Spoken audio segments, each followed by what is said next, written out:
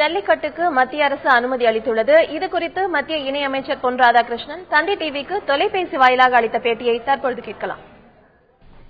இந்த ஆண்டு பொங்கல் விழாவை ஜல்லிக்கட்டோடு நடத்துவதற்கு அனைவரும் தயாராகுங்கள் என்று கேட்டுக்கொள்கின்றேன். ஜல்லிக்கட்டு நடத்துவதற்கான நோட்டிபிகேஷன் மத்திய அரசாங்கம் இன்று வெளியிட்டிருக்கின்றது. அது இன்னும் சில மணி நேரத்திற்குள்ளாக நிச்சயமாக அனைவருக்கும் தெரிய வரும். ஆகவே ஜல்லிக்கட்டு இந்த ஆண்டு நடத்தக்கூடிய அளவுக்கு முழு ஆணை பிறப்பித்திருக்கக்கூடிய நம்முடைய பிரதமர் நரேந்திர மோடி அவர்களுக்கும்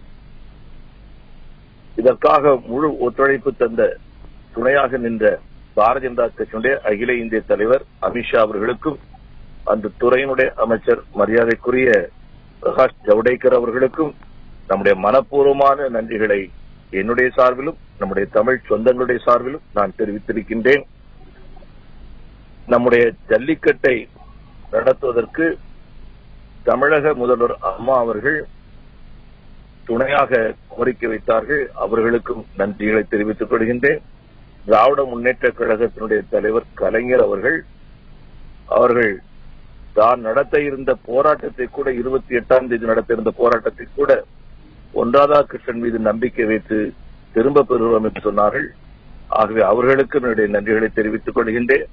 இதேபோன்று அண்ணன் மைகோ அவர்கள், கேப்டன் அவர்கள் மற்றும் அனைத்து கட்சியினுடைய தலைவர்கள் அனைவருக்கும் ஜல்லிக்கட்டு துணையாக இருந்தமைக்காக நன்றியை தெரிவித்துக் கொள்கின்றேன்.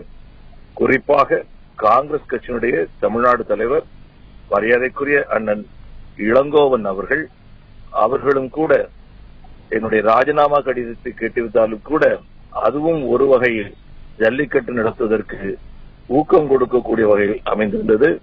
அதற்காகவும் அவருக்கும் என்னுடைய நன்றிகளை தெரிவித்துக் கொள்கின்றேன். இந்த ஜல்லிக்கட்டை நடத்தும் போது மிக கவனமாக இருக்க வேண்டும், நம்முடைய இளைஞர்கள் மிக கவனமாக இருக்க வேண்டும் என்று கேட்டுக்கொள்கின்றேன். பாதுகாப்பான முறையில் ஜல்லிக்கட்டு நடத்துங்கள். காரணம், இதனுடைய தொடர்ச்சி காலங்காலமாக நமக்கு ஜல்லிக்கட்டு நடத்தக்கூடிய வகையில் அமைந்தாக வேண்டும். ஆகவே கவனமாக இருங்கள் என்று நான் கேட்டுக்கொள்கின்றேன்.